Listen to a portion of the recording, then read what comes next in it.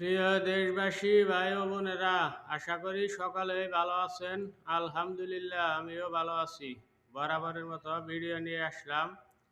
আজকের আলোচনা হলো যুবক ভাইদের নিয়ে কিছু কথা বলবার চাই, যারা কিনা এসএসসি অথবা ইন্টার পাস করার পরে দেশে চাকরি বাকরি না পাইয়া বিদেশ আসার চিন্তা ভাবনা করে। যাই হোক, বিদেশ আসা খারাপ না, ভালো সিদ্ধান্ত। আমি তাদেরকে সম্মান জানাই, কারণ আমিও একটা প্রবাসীরা রেমিটেন্স যোদ্ধা। কিন্তু আমার কথা ওইটা না, আমার কথা হলো যারা বিদেশে আসবো, ঠিক আছে আসেন। ইন্টার অথবা এসএসসি পাস করার পরে আপনারা বাদাইমার মতো বৈশা থেকে সময় নষ্ট না করে পাসপোর্ট বানানোর পরে কি আগে যে কোনো সময় চিন্তা ভাবনা করতে করতে অনেকেই 2-4 বছর সময় নিয়ে হালায়।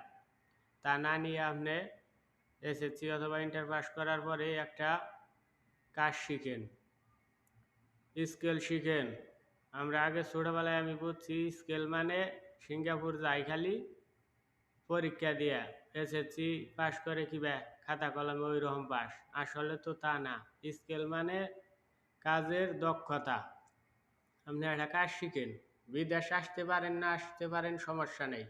যুবক ভাইয়েরা যারা আছেন দেশে থেকেও কাজ শিখে আপনারা নিজেদের মান উন্নত করতে পারবেন, এই আমার পরামর্শ।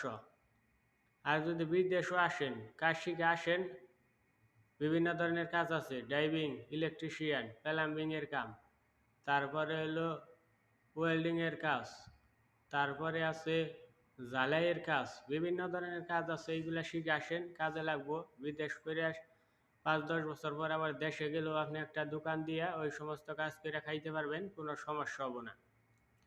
আর যদি বিদেশ নাও আসতে পারেন, কাজ শিখেন, দেশেও ব্যবসা বাণিজ্য করে খাইতে পারবেন।